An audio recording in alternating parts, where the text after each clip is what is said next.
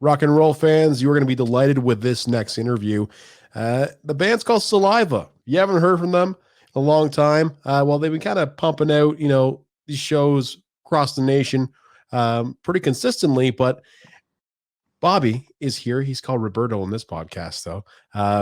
He's the singer of Saliva, and he's here to talk about the band's first new music in 4 years. The single's called Revelation, man. But first, Bobby, how's it going, dude?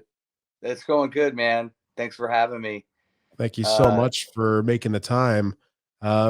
First, we got to get this out in the air. The show's called Meet Me for Coffee. It's an entertainment and music podcast based around conversations over coffee, like a kind of a conversational style coffee date with me. Do you drink coffee? I do, and but not. I try not to this late in the day. And I've actually been trying to cut back lately, and I've been doing more decaf. Okay. How do you take it? But hey, man, I love coffee. I need it, especially on the road. Yeah, absolutely. How do you take your coffee? I like, believe it or not, man, the best thing that I've found for the past couple years has been the Cinnamon Toast Crunch creamer from the store. And if you've not had it, it's like, man, it is just way too good. So I feel like I can't drink anything else other than that now. You Americans have so many different varieties. Up here in Canada, I feel like it's just like, cream or no cream. So it's right. It's entertainment. It's entertainment for me to go down to the southern border, go down across the border and see all this crazy stuff on the shelves that we don't have. That's amazing. Yeah, I feel like that's the one that, and you can't always find it, but usually it's available. So I like that one, but yeah, I mean, I like sometimes regular cream too. It just depends. I mean, if you don't have access to that particular one, but I mean, sometimes, dude, if I went to like Starbucks or something, I would just get it black, and then I would bring it back to my house and I would put that cream in it. If Starbucks is listening right now, that's a pretty good option to have on your menu because our friend loves it. Revelation Man, the first new music from Saliva in 4 years. It's about a guy who can't accept his own struggles with addiction, and he hits rock bottom, and that's the only way he sees the light. What is the whole concept? Where'd you derive Revelation Man from? What's the story behind it? Like, is it from some actual happening in your life or someone's life? I mean, probably multiple occurrences with me, but I, this whole record reflects a lot of the struggles and things that I went through. And I would say, as we just put this, we started writing a couple years ago, and, we tour a lot. So to just dedicate 2 months straight to recording to make a record just doesn't work that way for us. We have to spread it over time. So, when you're writing, we don't really think about, let's have a song like this or have a song like that. We just, it's a riff and, oh, that's cool.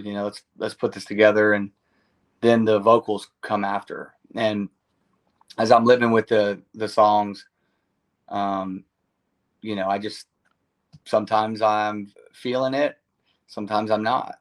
And this is where I record everything, right in here. Honestly, like, here's believe it or not, I sit right here and my computer's right here, and I track everything through this SM7. So what you hear is all done in this room. And it's interesting because a lot of people don't know that. That's incredible.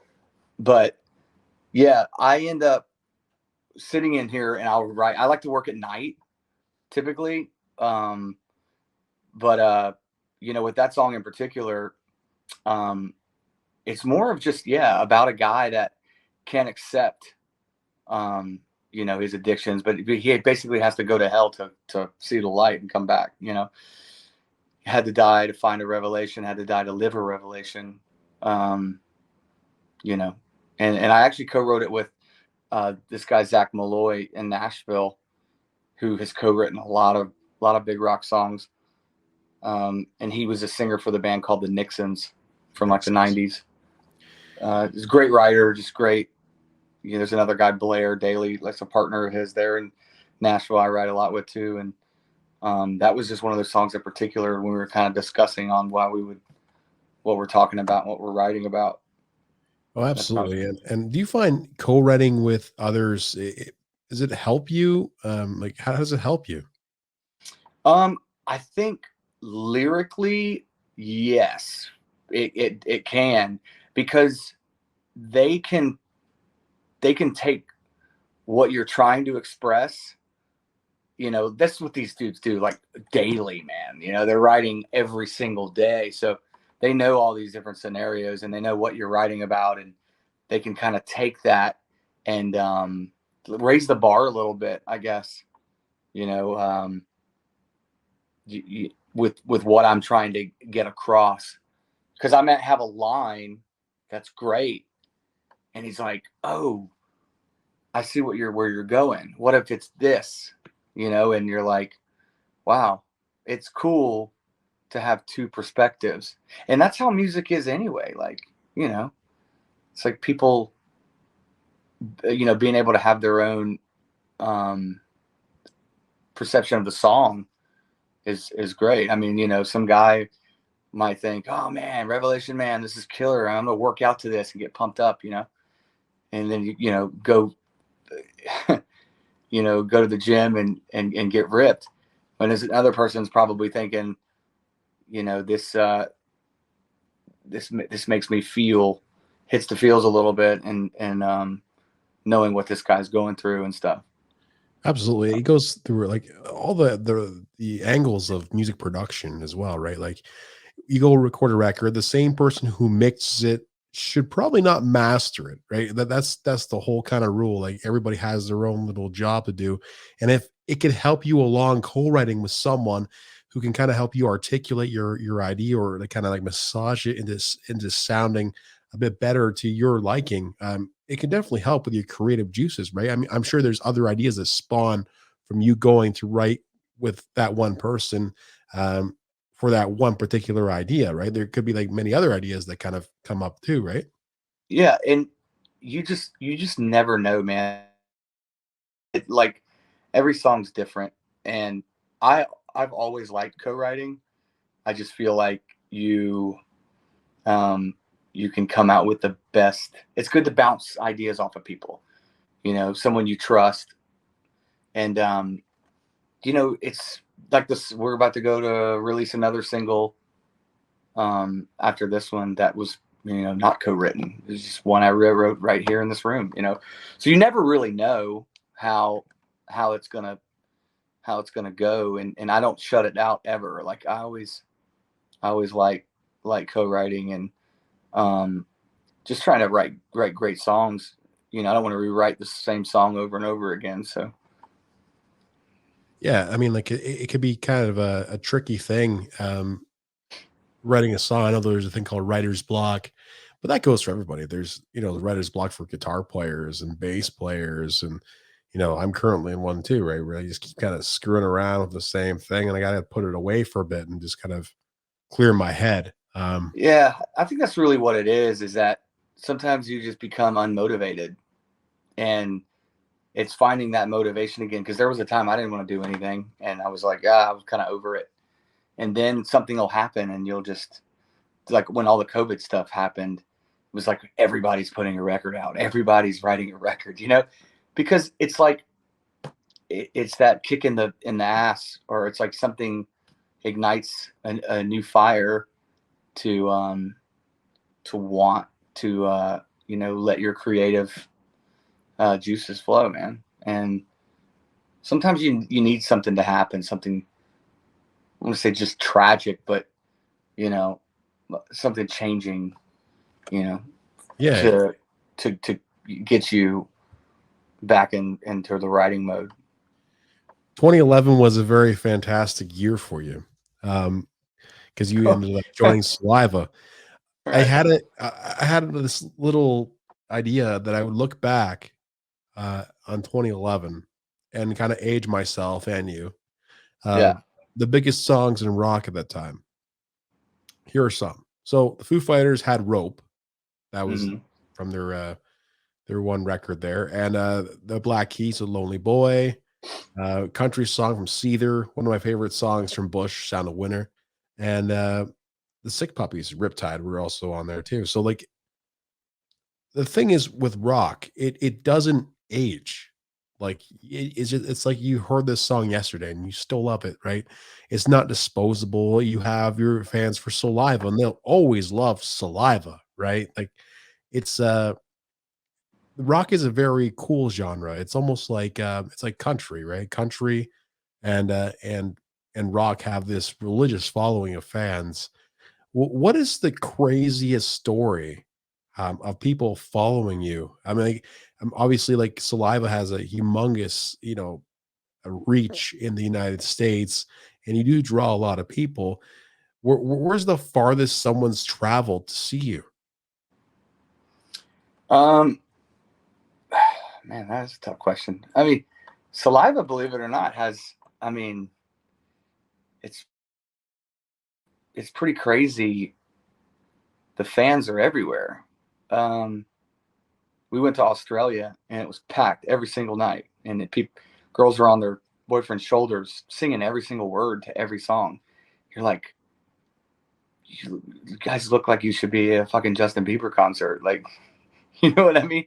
Like, it didn't seem like normal, but there they love rock um, a lot.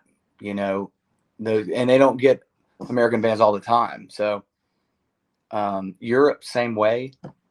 You know, UK, the band has not been to the UK in a long time, and we've been trying to get back there, and things have just happened and come up, and we thought we were going to get there early this year, February, March, and it didn't happen. We had to postpone those dates, reschedule, whatever. But those shows were always great too. Last time we were there, as far as like the farthest anyone's traveled in the States, I don't really know that I know that. I'm sure there are people that have.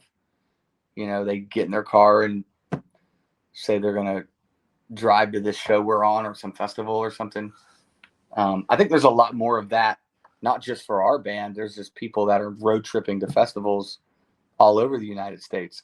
And I think the festivals is what is really helping rock sustain and stay alive, like the Danny Wimmer stuff and Blue Ridge Rock Fest and all the big festivals. Um,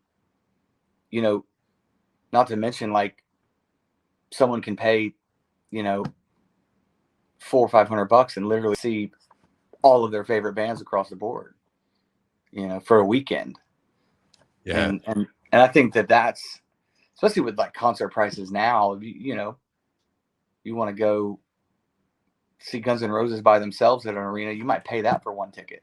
So it's cool. The festivals are able to give all the fans something to look forward to as well. A lot of these fans are they're already talking about 2023, and 2022 hasn't even happened for some of these shows. It's incredible because Yeah. you're right. I'd rather, try. I'm outside of Toronto, Ontario, Canada here. So, um, I'd rather travel 6 hours and spend the $170 uh, to go see more than one band. Like I spent $170 to see Metallica, you know, and of course I saw Avenged Sevenfold and Volbeat and whatever, but I could travel and see like, 5 times the amount of bands, if not of a bigger magnitude, like just like Metallica, right? So Yeah. um, these are pretty big festivals, right? There's the EDM festivals, but I don't think have anything and compared to the rock festivals, how much of a legendary presence they have. There's a 7,000 tons of metal, and I always wanted to go on that cruise. And there's a lot of cool festivals within the genre. What are some artists right now that you're just kind of discovering and listening to for the first time? Um, I discovered a band called Hangman's Chair. Okay. And it's crazy because they probably only have like, I think they had like 30,000 listeners a month on Spotify or something. So they're not a super popular band, but they had a couple songs that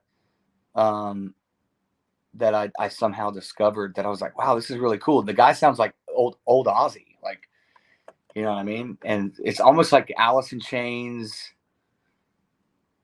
you know, meets like Corrosion of Conformity, like with Ozzy singing. So it's really, really cool.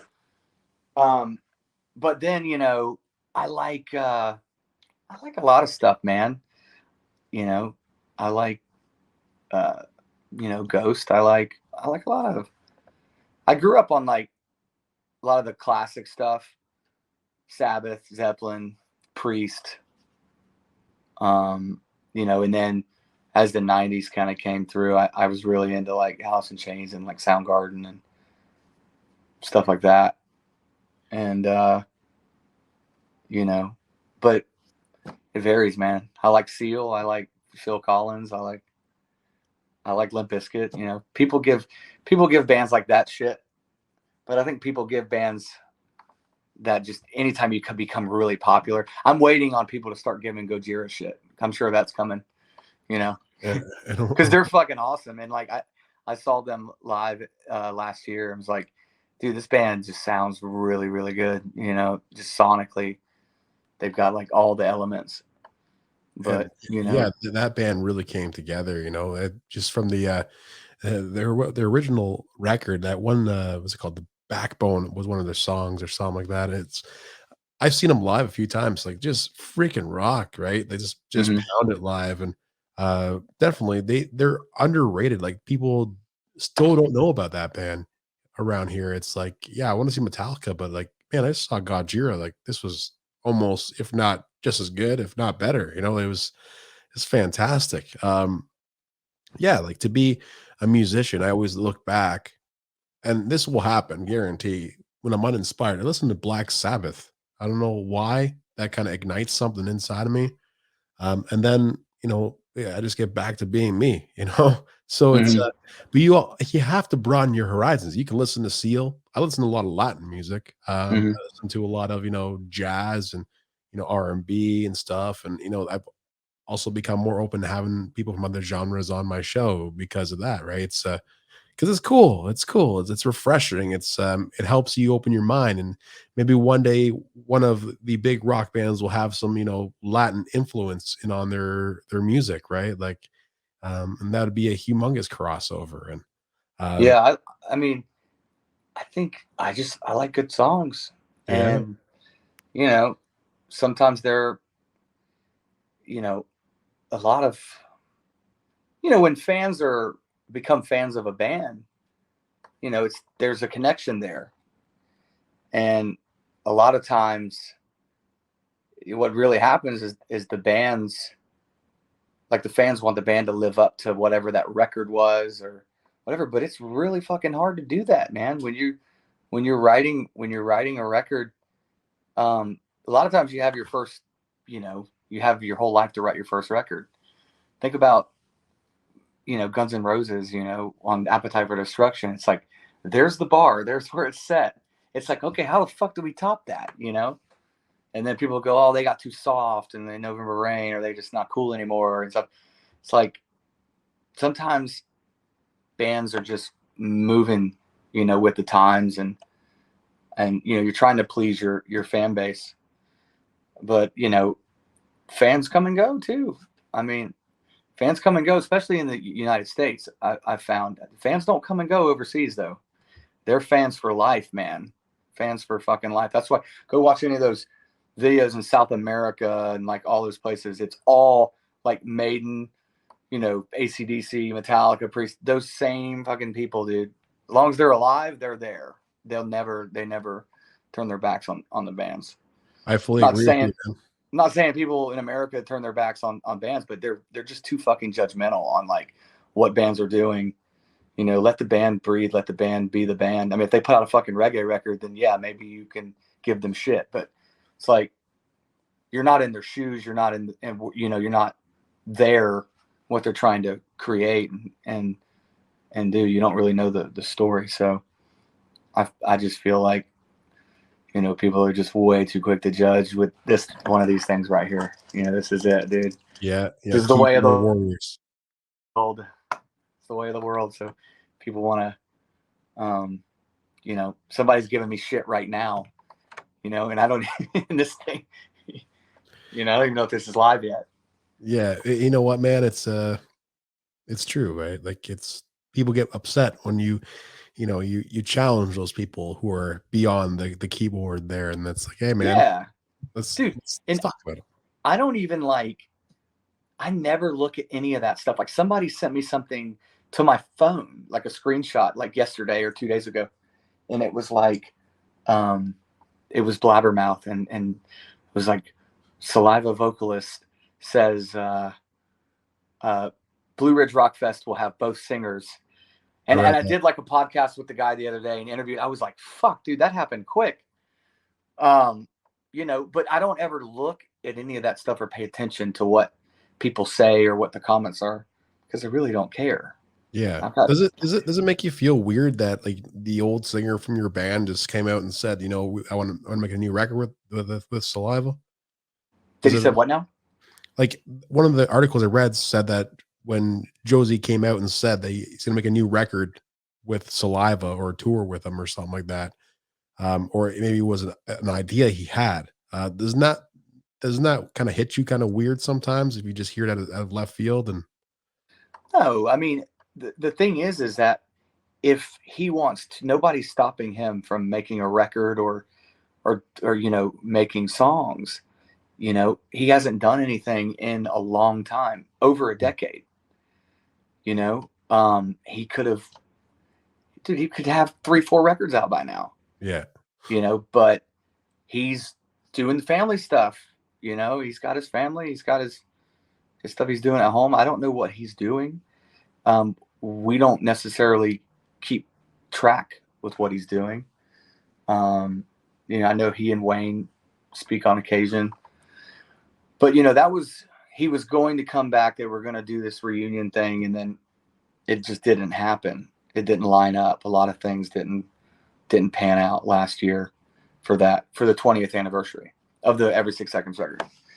And so then it turned into, well, we're just going to keep doing what we're doing. And then, you know, we're going to put out a record in 4 years. We're going to do that.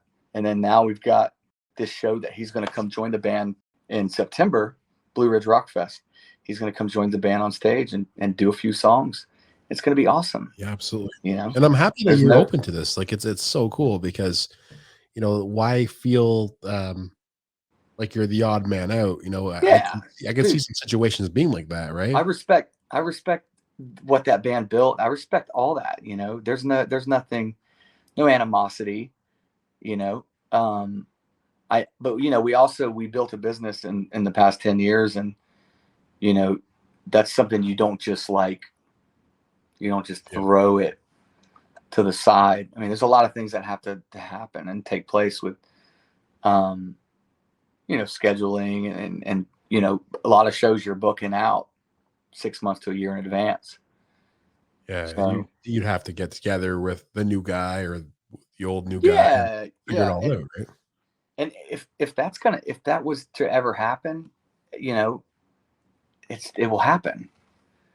But, you know, I know right now we got this record that we're going to do, and we got this show, we got a bunch of shows, but the show that he's going to do, it's going to be good for the fans, you know, fans of Saliva, you know, especially the original back to the day, is going to be something to see for sure. It's going to be cool.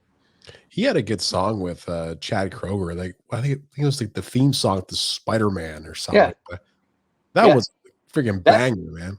That's what put Hero. like him, and I guess, you know, Saliva too, really. I mean, just him being a part of that song, you know, in the light of that whole just commercial, like, you know, that was a big song globally, you know, and I mean, that movie was massive. Yeah, I remember it. Yeah. it's funny because Chad Kroeger originally wanted Jerry Cantrell, and Jerry Cantrell was like, "No, I'm good." I mean, I don't know. That's just the story that I was told. But he was wanting Jerry Cantrell to play the guitar and sing the other part in Hero, and Jerry declined it. He just declined, I guess. And Nickelback and Saliva were managed by the same guy, and he was like, Chad, let's just get Josie on it, and that's how it happened. Yeah, Jerry Cantrell seems to say he's okay in a lot of things. I asked him to take a picture with him at one of the concerts. He says, "No, I'm okay." It's like, all right, sounds good. Maybe I just won't buy your records anymore. Man, but,